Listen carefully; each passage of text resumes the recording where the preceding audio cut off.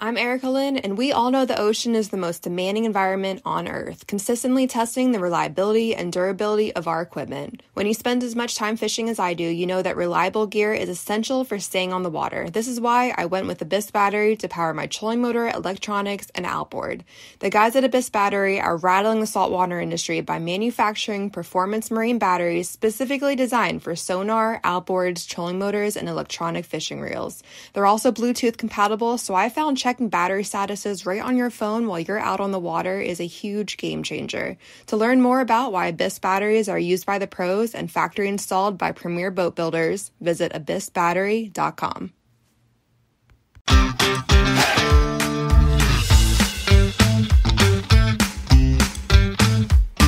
Hello and welcome to the Publicly Challenged Podcast. I'm your host, Luke Oswald, and I hope you join me on my quest for knowledge to become a better public land hunter, angler, and forager. Stick with this and who knows, maybe we will learn something together.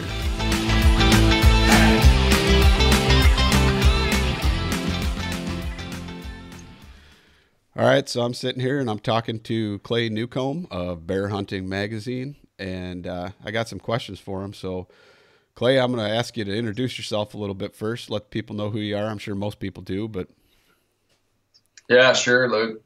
Yeah, my name's Clay Newcomb. I live in Northwest Arkansas. And, you know, first and foremost, I'm a husband and father of 4 kids. Vocationally, I'm a publisher. I've been in the publishing business now for about 7 years, and I've published Bear Hunting Magazine. And Bear Hunting Magazine's been in print for 20 years, and I've had the business for 7 years. And so we really try to cover and try to be, you know, give the latest info on all things bear hunting across North America, which bear hunting is pretty unique in that it doesn't take place in just a certain region. It's kind of like whitetails. You know, there's whitetails spread across this vast geographic distribution, but there's not a whole lot of other animals that are like that. You know, elk or, you know, the Rocky Mountain West, and mountain lions are out there, and mule deer in certain regions, but black bear are everywhere, literally from the Atlantic to the Pacific, from just below the Arctic Circle down into Old Mexico. I mean, bear distribution is vast and wide, and actually is one of the largest geographic distributions of big game animals in North America, second only in natural distribution to the mountain lion. A lot of people wouldn't realize that, but the mountain lion has the widest natural, you know, pre-European settlement. They were everywhere. There was not a place that mountain lions weren't. And black bear was second to them. A lot of people would think whitetails would be the most widely distributed natural big game animal in North America, but that's not true. So anyway, I say all that to say that because of that vast distribution, bears are hunted in all these different ways. You know, we hunt them with hounds. We have to hunt them with bait in some places, and we spot and stalk them. So it's a unique hunting culture inside the bear world. But anyway, that's what I do, man. No, I like that. It's pretty interesting to see, you know, that somebody's so passionate about bear hunting. And myself, I've kind of toiled around with the idea, but never actually followed through with it or made a decision where to go or what to do. And it's just kind of one of them things. I know there's opportunities out there, but haven't necessarily pursued it yet. I know Colorado has got, it seems like, an abundance of bears these days, and offering extra tags with your archery elk tag and stuff like that to try and incentivize getting them. But I kind of want to talk about how you got started into bear hunting and what made you make the decision to start hunting bears. You know, I lived in like a pretty amazing time in Arkansas to be coming of age as a hunter. The short version of the Arkansas story is that Arkansas was once known as the bear state. We were nationally known in the 1800s as a place for hillbilly bear hunters and market hunters, and lots of wild stories coming out of Arkansas that were nationally distributed back in the 1800s for Arkansas being this bear hunters mecca, you know, and bears were market hunted. So it was it was essentially a place that drew people to hunt bears, as were other southern states. And bears were extirpated by basically the 1920s, meaning local extinction. You know, they just weren't here. Habitat loss from landscape level logging, market hunting, all just wiped the bears out. Well, in the 1950s and 60s, the Game and Fish reintroduced bears back into Arkansas, and it ended up being the most successful reintroduction of large carnivores in the world. And that's kind of a big pill to swallow, but it's considered, let me rephrase that, it's considered one of the most successful reintroductions of large carnivores in the world. And by the year 2000, about 50 years after the reintroduction, I mean, we had 4,000 or 5,000 bears in Arkansas. And for the habitat we had, that was a lot of bears. And and that's, you know, in 2000, I was, 22 years old or 21 years old or something. And I feel like bears kind of chose me. I mean, I grew up whitetail hunting, and still I'm a passionate whitetail turkey hunter. I mean, we were just kind of your typical southern hunters that just tried to do it all. I mean, we wanted to be good turkey hunters. We wanted to be good deer hunters, grew up bow hunting. And but we never really bear hunted. But it was that 2000 was when they kind of liberalized the bear season in Arkansas, and I killed my first bear in 2001.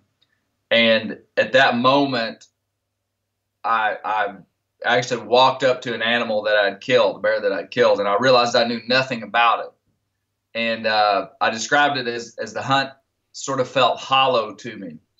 Because all the other animals that I'd hunted, I knew a lot about, and so it set me on a journey to really learn about Arkansas black bears and began to study about them, and was straight up intrigued with them. I mean, just this majestic beast of an animal that was just so secretive. I'd never seen one, but lived amongst them my whole life. Bears are considered the icon of North American wilderness. Bears thrive on unfragmented wilderness. And I kind of began to see almost a metaphorical sense of what bears represented, especially when I saw the conservation aspect of this being the most successful reintroduction of large carnivores in the world. And it was like this amazing animal, this amazing story that was fueled by the motivations of hunters to bring back this animal. And nobody really thought that much about it. I mean, that's the way it appeared here in Arkansas. And I was kind of like, hey guys, this is kind of a big deal. We've got a world-class wildlife resource right here. And I wasn't the one that said it was the most successful reintroduction in the world. I read that from biologist notes and articles, and nobody that I knew would have even known that. And that blew my mind, that here we lived in this state, once known as the Bear State, and people didn't even know the history. And anyway, I just kind of started talking about it. And long story short, I started the Arkansas Black Bear Association, which was a hunting conservation organization for black bears in the state. And that's kind of where I got started, I guess, officially inside of bears, even though it was 10 years before that of hunting and learning about bears. And then the Black Bear Association grew into acquiring Bear Hunting Magazine, and that's kind of how it started. So when you say that they were commercially hunted for the bears, and that's what drove them out of extinction, what were they hunting them for? Was it the furs or the bear grease or oil? Or so listen to this, Luke. Of all the big game animals that we harvest today in hunting, black bears offer more commodities than basically anything. We use the hides. Well, let me answer your question directly. They were selling the hides, they were selling the meat, and they were selling the bear oil. So three valuable commodities especially on the frontier. I mean, in the 1800s. I mean, there's a town in Arkansas called Oil Trough, Arkansas, still called that today. And it got its name from the bear oil that was processed there. It was on the little town on the White River. They shipped bear oil on the White River down to the Mississippi, and then down the Mississippi River to New Orleans. Bear oil was a super valuable commodity. They used it for lamp oil, for burning, for fuel, for lights. They used it to preserve leather. They used it as a lubricant for metal, and they used it for cooking. I've got a jar of bear oil sitting right here by my computer, and it's been out for 6 months, just sitting on a windowsill in a sealed jar. That'll stay good for 2 years at least. And I could take it in my house right now, pour a couple of teaspoons in there, and fry. I could fry fish. I could fry vegetables. Just whatever you want to do, you cook with it. You can use it as substitution for shortening and all kind of pastries and bread products and biscuits and different things. So they ate it, Right. And then the hides back in those days, were super valuable. You kill a big bear hide. People literally use that for bedding. They use bear hides for blankets, for staying warm. Think about the infrastructure of the homes. Even until 1900. And they didn't start using insulation probably until the 1930s inside a home, like fiberglass insulation and different stuff. These people were just living in wooden shacks. Man, they needed warmth. It was just a valuable thing. So those three things: hide, fat, fur, meat. That meat, back before the North American model of wildlife conservation was kind of established, and we said, hey, we cannot sell wildlife anymore as a commodity on the free market. Before that, you could.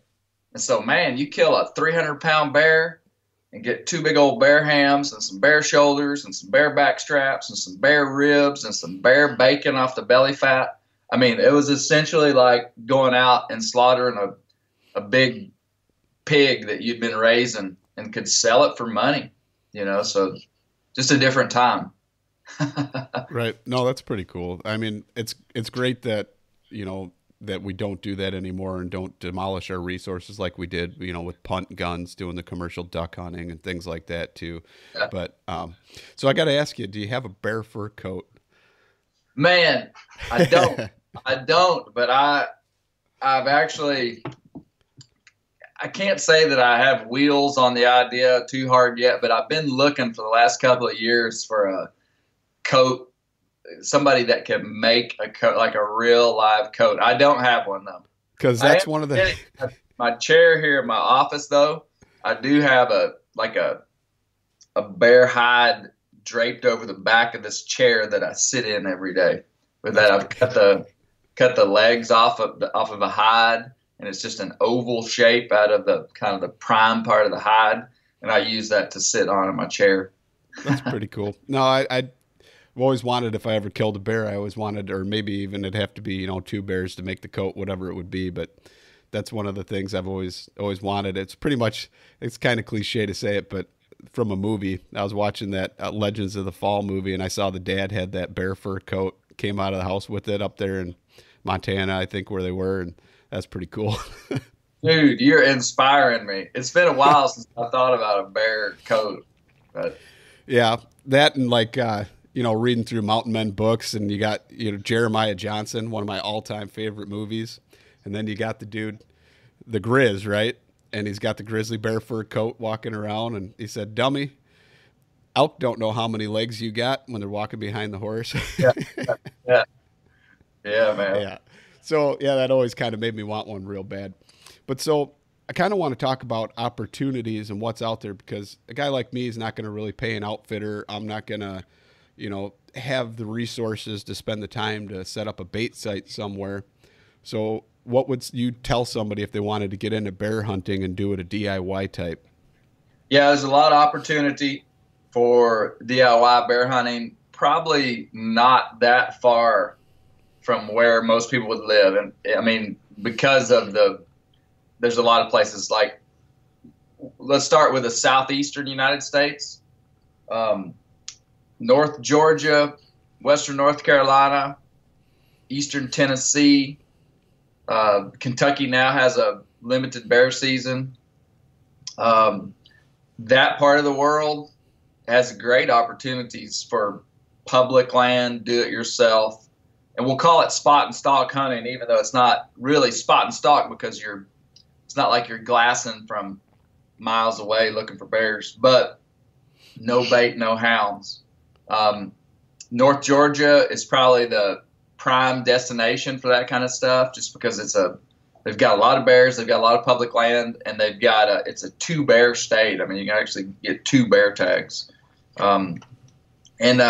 That hunt is tough, though. You know, I call that kind of hunting, I call bear hunting in the South spot and stalk on public land, like in Arkansas, Oklahoma, North Georgia, Tennessee. I call it the sheep hunt of the South.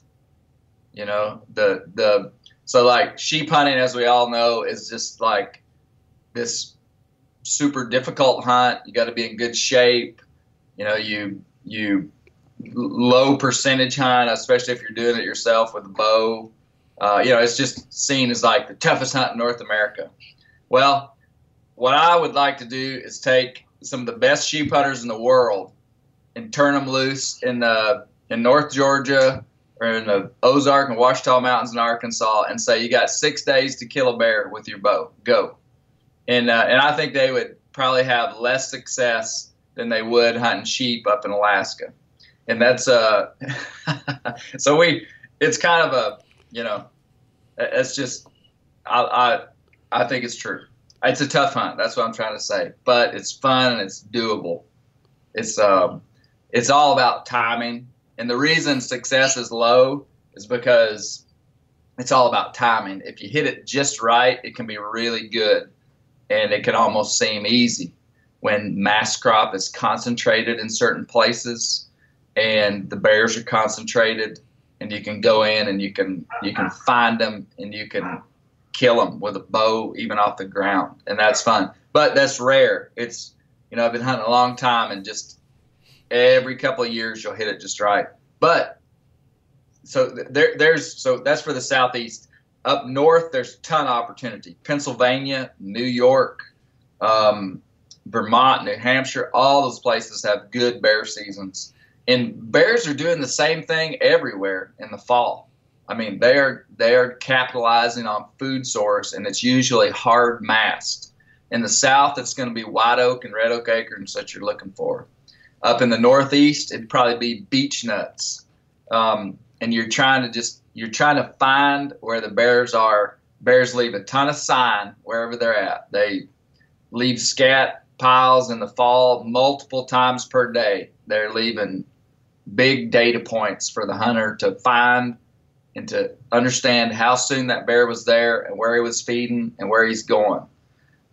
So the Northeast would have a ton of public land. I mean, Pennsylvania is one of the best states in the country for bear harvest and for killing big bears. So is North Carolina. Zoom to the mid-South, Arkansas, Oklahoma, you know, where I'm from. I wouldn't advise anybody to ever come here to bear hunt, just because this is where I hunt, and so I don't want to. But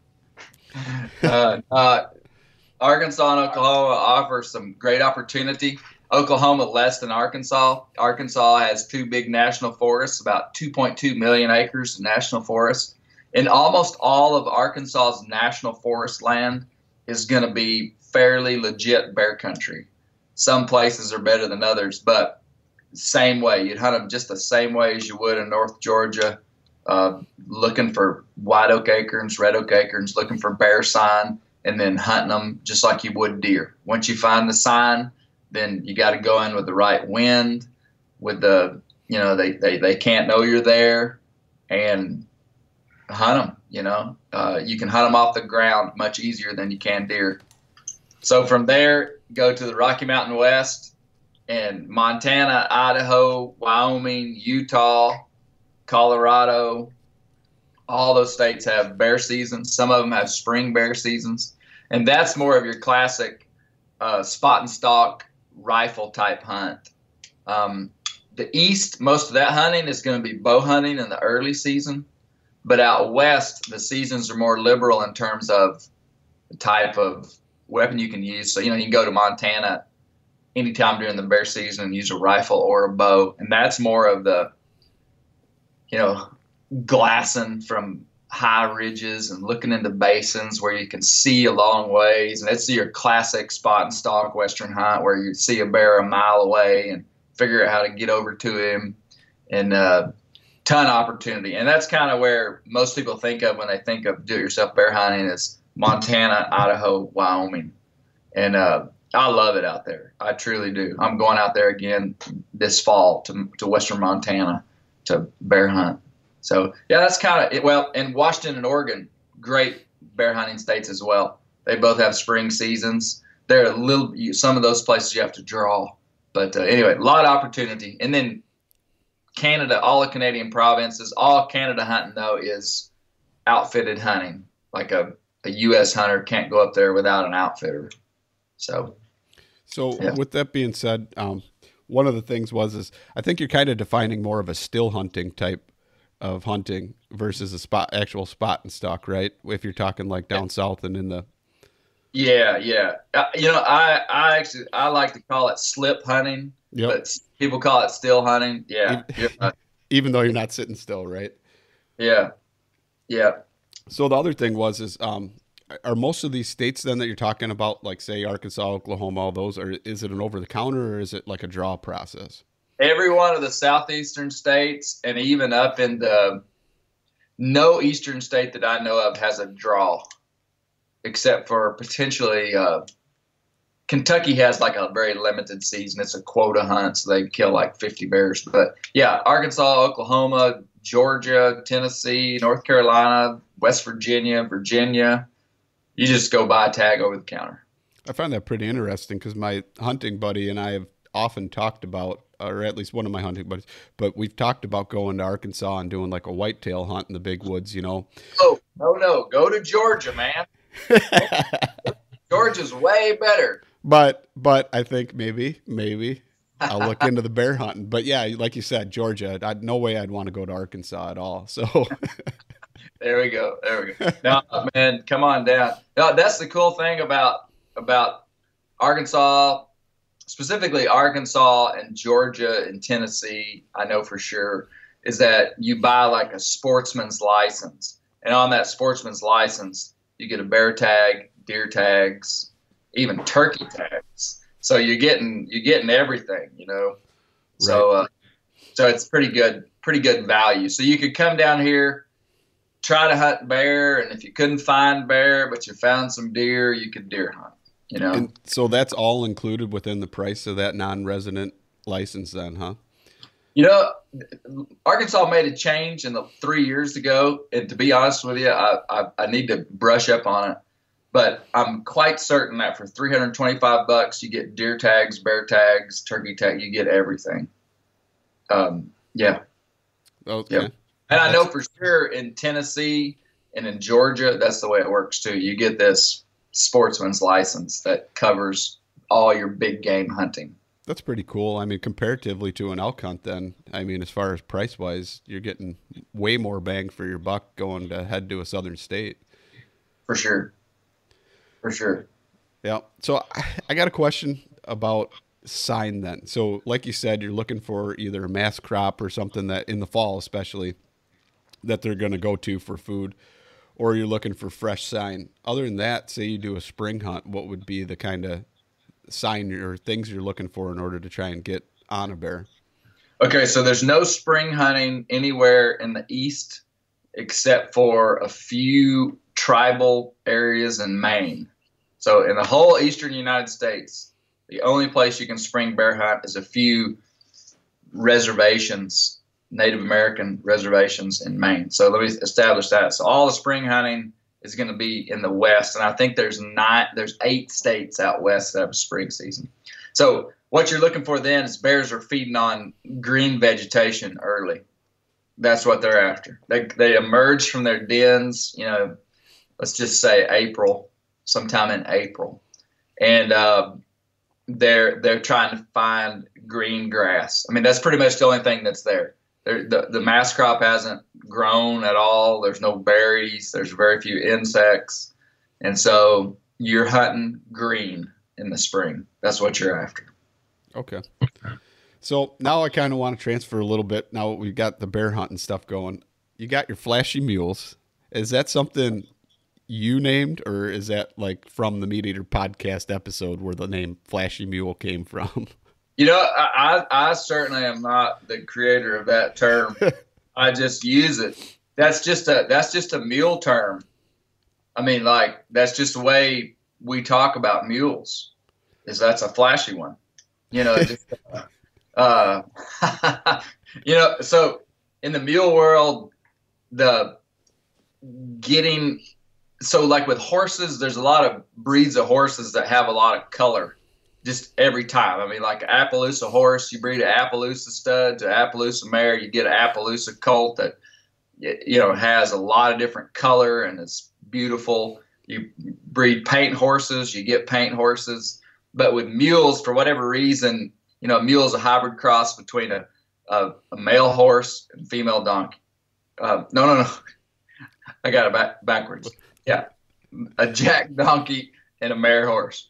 Well, a lot of times that the way the mule guys say it, now I don't know the genetics of it, but that donkey solid color really transfers into the offspring more often than not. So you get a lot of solid colored mules, even if the mare horse is a Appaloosa or a colored animal, multicolored animal, and more often than not. Now there's plenty of colored mules. When I say colored mules, I mean mules that have multiple colors on them.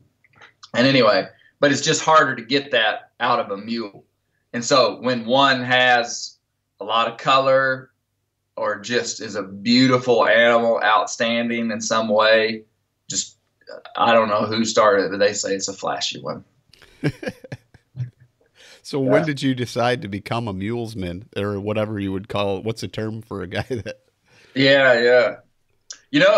I didn't grow up. We didn't grow up owning equine animals, but I kind of grew up around horses. Just, didn't have a ton of experience, but just in rural Arkansas. I mean, I had friends that had horses and we rode horses, but I was certainly not an expert or didn't grow up with them and owning them anyway. And I always was intrigued by mules and the kind of the position that they held in Southern culture.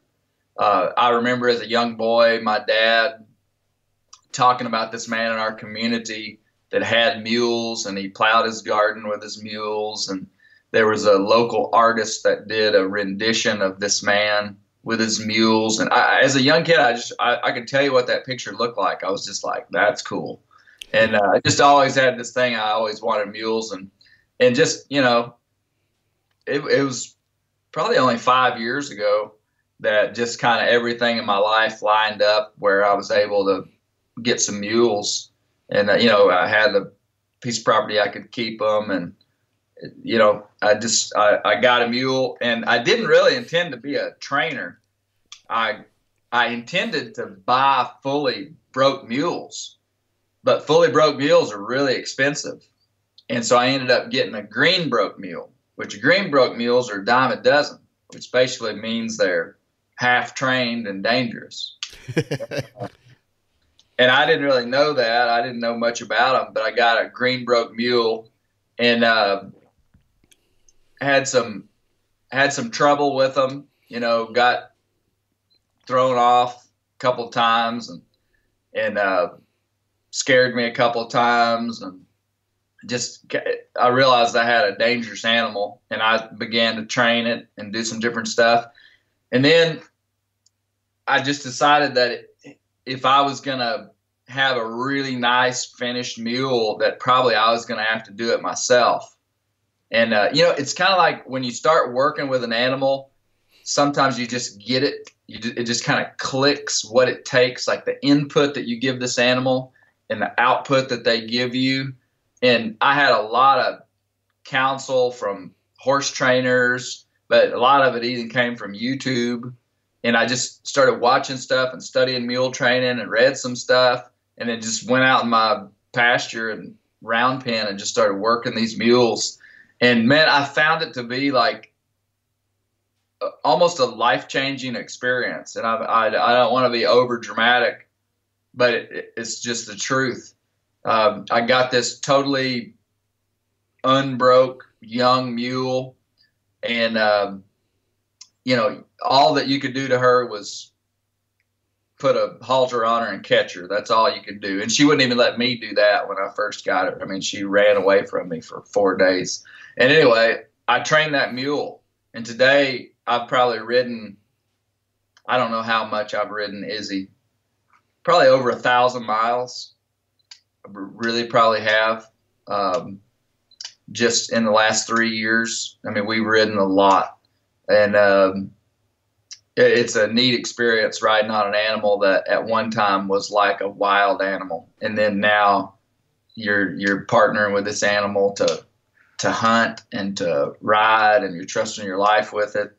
Every time you get on its back, you're trusting your life with that animal into that animal's hands, you know. But so it's, yeah, it's just a neat experience, and I really love mules.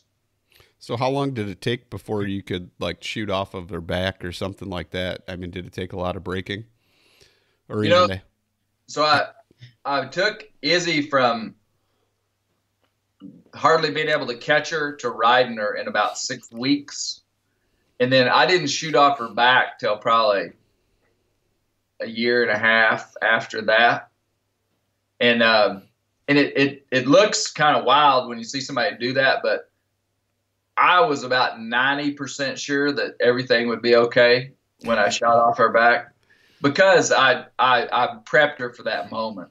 What I would do is I would feed the mules, and I would walk out there with my 22 and start out about 50 yards from them and just shoot it into the ground. Just pow, pow, while they're eating. So there's something really positive. I mean, a mule would sell his soul for a handful of grain. I mean, that's like any livestock animal would. Like, you know, so this is like their high time, you know. I mean, they're content and happy. And boom, boom, boom, shoot 50 yards away. Well, you just gradually start getting closer to them till 2 days later, you're standing within 2 feet of them, shooting into the ground with a 22 while they're eating. And, you know, she didn't even flinch. Well, progressed to a 410 shotgun, which is about 3 times as loud as a 22. You do the same thing. Boom, 50 yards away. Boom, 10 yards away. And then pretty soon you're standing within arm's reach of her. Boom, shooting a 410 shotgun while she's eating. And she doesn't even care. And then so you go squirrel hunting. You shoot a couple squirrels out. Boom, boom, boom. You're on the back of the mule now. So it's the first time she's heard gunshots while you're on her back. You know, people shooting on the ground at squirrels. That's what I'm talking about. And then, you know, you just shoot off her back. It's no big deal. So I kind of want to ask you about that then. At what point did you decide that, hey, I'm going to go squirrel hunting, but I'm going to ride my mule and go squirrel hunting? It's something I've never seen before. That's a pretty common thing. I mean, really? That's a thing that people do in the South, you know. I mean, squirrel hunting, the idea is that you're just going to cover a lot of ground. Squirrels are pretty, especially in the late winter, squirrels are not evenly distributed across the landscape. So you'll find pockets of squirrels where you find mass crop.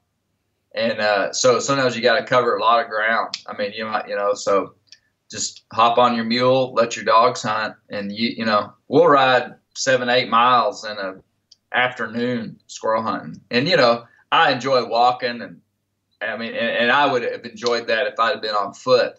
But you know, I hunt with some guys that are in their 50s and even 60s, and you know, they're just not going to be as apt to do that. But they'll jump on the back of a good mule and just ride all day.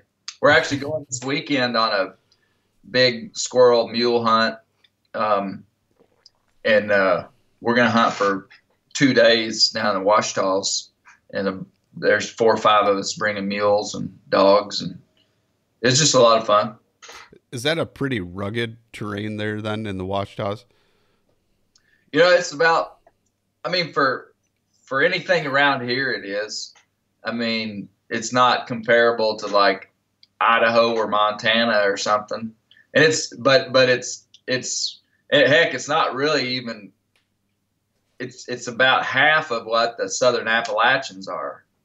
But it is rough country. I mean, steep and rough, but not super tall. Our highest mountains are about 3,000 feet.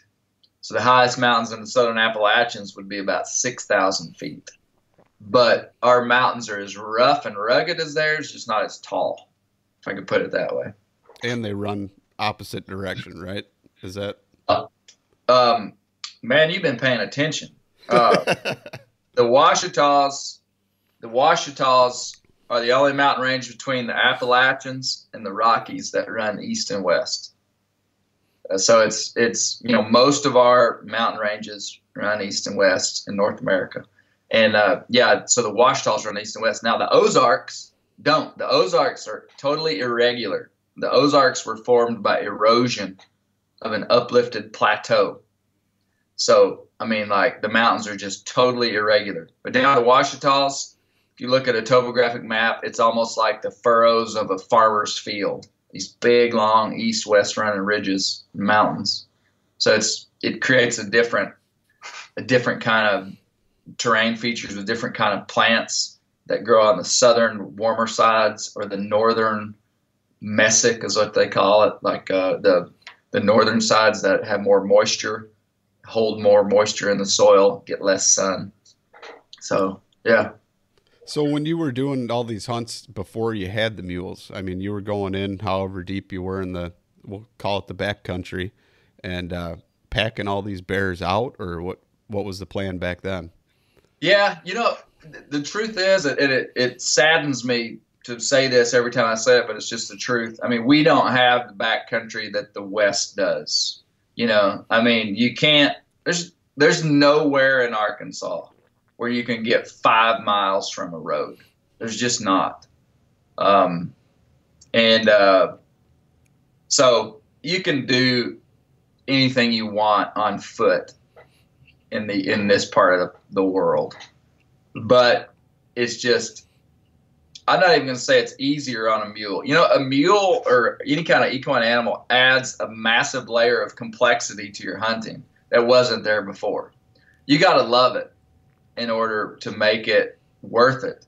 But if you love it and you really learn to use the animal in an efficient way, it'll help you and make you more successful. But most people would hate it. I mean, it's work. I mean, like for me to think about just like grabbing my bow and my backpack and jumping in the truck and going hunting, I mean, I'm like, wow, that sounds easy. If you got a mule, you're hooking up your trailer, you're catching the mule, you're grabbing your feed, you're saddling the animal, you're just, it's just a late, when you hunt, you're constantly thinking about, you got your animal tied while you go hunt, and you're thinking, is it going to be there when I get back? Did a bear come by and spook it and it break its lead rope, and that animal is who knows where? I mean, just like, you think about getting hurt. I mean, my daughter got hurt 2 years ago on a mule in the backcountry. I don't really think about it much just because I choose not to, but it's a liability riding in real rough country by yourself, way in the backcountry. I mean, anything could happen, even on a good animal. I mean, anything could happen at any time. And so, in some ways it's a liability, but I just like to hunt that way. I just like it. And so I've just said, this is the way I'm going to hunt, So one of the other things I wanted to ask you about is I saw you recently did a pheasant hunt with, was it your recurve or longbow? I don't quite remember, but recurve. Now, have you completely switched over to a recurve from a longbow? Not really. I had a longbow, I had an issue with my longbow. Let me put it that way. And so I don't have my longbow right now. It got real hot at a camp in Canada and delaminated. So anyway, I've been shooting this recurve for the last couple of years, and I really like it. It's a Timber Ghost G3SS recurve. But I actually like my longbow probably better for no other reason. I just, for whatever reason, enjoy it. But I feel it's a little bit like I used to shoot traditional a little bit. Well, actually a couple years, and then I kind of switched back, but mostly because I just didn't have time to put in the work that I needed for it versus your modern conveniences of, compounds and whatnot. But I found it was way more forgiving for me, my style of shooting, and you could cock it sideways if you wanted and try doing that with the recurve, but just one of those things. So I saw you actually went on the pheasant hunt, and how many did you actually get on that trip out of how many? Well, I hit 2 out of 35 shots. One of them we didn't show because it wasn't. It was one I was shooting at on the ground, which I didn't have a problem with. But wing shooting, you're kind of not supposed to shoot them on the ground. It's legal, but it's wing shooting. But and so it was a ton of fun. It was kind of just one of those deals. We were like, hey, let's go try this. And I felt like that I could hit one bird. I actually felt like if I had 20 shots, I could hit one, and I was wrong. Actually, and I guess it was close to the right, 2 of 35. So maybe I was close to being right in my estimation. But it was harder. I would say it was harder than I thought it would be. But what the problem was is the bird that I did hit in the air, I mean, it was just like a total body shot. I mean, it wasn't like just a clip in the animal. And the arrow just literally bounced off the pheasant. It just didn't kill it. And I was using the guillotine turkey broadheads, those big broadheads that have 3 big blades that stick off of them. And golly, I just don't know. I hit 2 pheasants just square in the feathers, and they just bounced off, and the pheasant, it didn't even hurt the pheasant. I wonder if it should have been something more like a big like blunt brass point or something like that, where it would have had more impact on the body of the pheasant. If I do it again, I'm just going to use a regular broadhead. I just want it to penetrate the pheasant, and actually stick in it. Yeah. I've got a buddy that used to go to South Dakota every year and do pheasant hunts, and finally he got the idea in his head that he was going to shoot a pheasant with his longbow. And so we practiced, and I practiced with him, and I was not as good of a shot as him, but we started out with like a 2-inch thick felt pad, and we cut a bunch of circles that were like probably 12, 14-inch circles, and we'd throw them in the air and try shooting at them. Yeah. And then eventually we cut them down, and we cut them down in about 8-inch circles, and then we cut them down into 6-inch circles. And I started throwing them up, and I bet you by the end of that summer, he was hitting dang near every single one I'd throw up, and he's like, all right, I'm ready to go. So he went out there, South Dakota, and did his regular hunt so he wouldn't ruin the whole hunt by having, because he wanted to bring home birds if you're paying an outfitter, right? So I think he did the first 2 days with a shotgun and limited out the first 2 days, and he said he had about 18 to 20 shots on birds, and he ended up getting 2 of them with the longbow. So that's pretty cool. Really? Okay. Yeah. So that's a good practice. And I'm pretty sure he had, I don't know have you ever seen that techno hunt where you shoot the video screen with your with your bow, and they give you these special arrow tips, and they're reflective? Yes. I believe it's Three Rivers Archery actually makes them, and they're brass ones with the reflective on the backside of the brass. And I think he might have used those and hit them, and it was such a lethal impact on that bird, it just knocked its ass right out of the air. So, really? Yeah. Huh. Yeah, that's good to hear. That's good to hear. Yeah, there are guys that do it. I don't know enough. I mean, obviously you see Tim Wells and stuff, shooting birds out of the air, and he's an incredible I mean, he's a super gift. He's just incredible. But I will tell you, they don't show all Tim Wells misses. I promise you, sure. he misses a lot. He misses a lot. You just can't hit every one of those birds you shoot at. Right. I think what got us going on the whole thing is we were watching the old Fred Bear videos, which are amazing. If anybody's listening and they've never seen them, find them, buy them, and watch them, because they are some of the most amazing things you've ever seen somebody do. And to see a pioneer of the primitive world, doing all that stuff, or I guess it was probably modern tackle back then, but it's pretty cool. And he had an episode where they went to a farm and did that, and I think that's what got us really reeling on the idea of doing the whole pheasant. Did Fred hit some? He did. Yeah. He missed. I mean, they showed the misses. He missed quite a few too, but I think they ended up walking away with 2 birds. And I can't remember who he was hunting with. And then the farmer, they gave him the bow and let him shoot too, and he didn't hit nothing with it. But it was pretty cool. Yeah. That's cool. That's cool. That's a fun experience. I'd like to try we I feel like, I could be better prepared next time. I feel like we practiced very little with flying targets. My son and I got out there with a coffee can about 2 days before we hunted, and he was just throwing a coffee can up in the air, and I was shooting it. And that was pretty much the extent of the practice that I did for it. And I'm certain if you got used to shooting it, you'd probably be a little more proficient. But it was a lot of fun. So if you go back and you do it, then you're going to have to go the second time after you get more birds. You're going to have to take that mule and try and do it off the back of the mule. Yeah. Hey, you can totally do that. Now, that might be an advantage to you, being up high like that. I don't know. Well, I kind of asked you all the questions about everything. Where can people find you? So, on social media, 2 places. Everything that personally I'm doing, just Clay Newcomb on Instagram, clay.newcomb on Instagram, and Clay Newcomb on Facebook. And then Bear Hunting Magazine on Facebook, Instagram, and our podcast. We have a Bear Hunting Magazine podcast. People can find me through those 2 brands, just Clay Newcomb or those 2 names, Clay Newcomb and Bear Hunting Magazine. What big plans you got for this year coming up?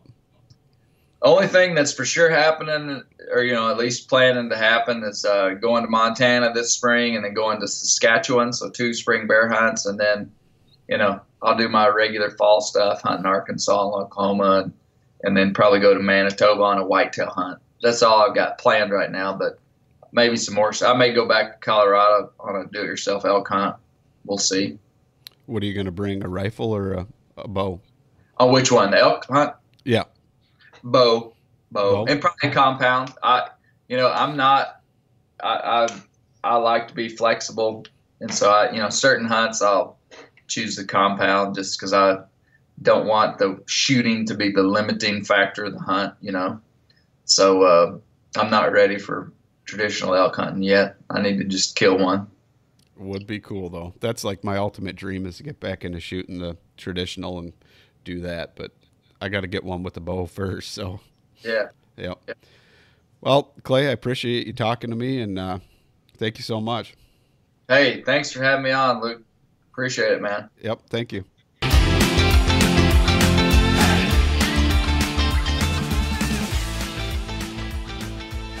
And once again, thank you so much for listening to the Publicly Challenged podcast. I hope you enjoyed the show, and if you did, please subscribe on whatever platform it is you're listening to.